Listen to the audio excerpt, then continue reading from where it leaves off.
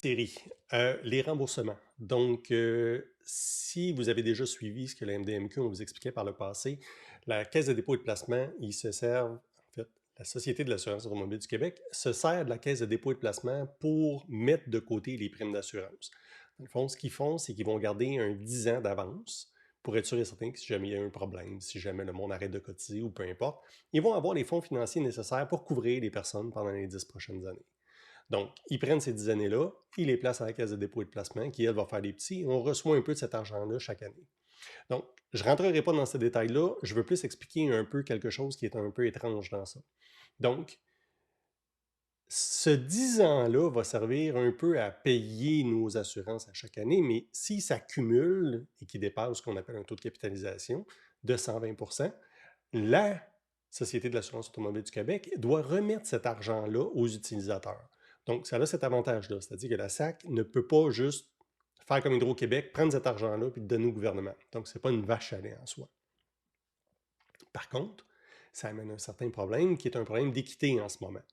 Donc, on se retrouve avec la Société de l'assurance automobile du Québec qui a dépassé son taux de capitalisation, qui est arrivé avec du 120 ils ont décidé de remettre cet argent-là aux contribuables au travers des permis de conduire. Et ce que ça a fait, c'est un fait un peu étrange, c'est que si vous aviez une automobile, c'est-à-dire que vous payez 150 d'assurance par année, on va le mettre off là, à peu près sur 3 ans, ça veut dire que vous avez payé 450 sur 3 ans.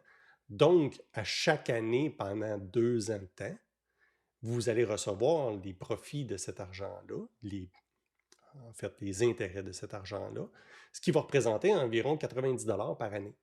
Ça veut dire que vous allez recevoir 54 de ce que vous avez placé à la Société de l'assurance automobile du Québec et ce 54 %-là vous est retourné.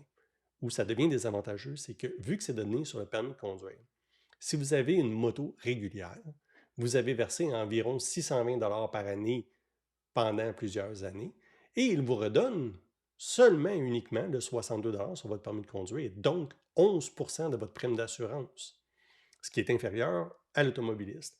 Si vous avez une moto sportive, c'est encore pire que ça. Dans le cas de moto sportive, vous avez payé 1600, 1500 par année pendant des années. On s'entend, tous les montants que je donne tout le temps sont avant taxe. Et on vous redonne 62 soit l'équivalent de 4 de votre prime d'assurance. Ce qui est totalement, mais totalement déraisonnable. On s'entend que c'est de l'argent qu'on place, c'est de l'argent qu'on leur donne, qu'on espère avoir du rendement dessus, et ainsi de suite. On ne peut pas donner 1500 je m'excuse, je prends les motosports parce que c'est le plus flagrant, mais je donne 1500 pour une motosport, j'en reçois 62. J'en donne 150 pour un véhicule automobile, j'en reçois 90. Ça ne fait aucun sens. Donc, petit heads up, c'est au niveau des remboursements, comment ça fonctionne. En fait, pas comment ça fonctionne, mais comment ça a été réparti pendant les 2 prochaines années. Est-ce que c'est juste? Tant qu'à moi, non. C'est à vous d'en juger et de vous faire votre propre opinion là-dessus. Bonne journée.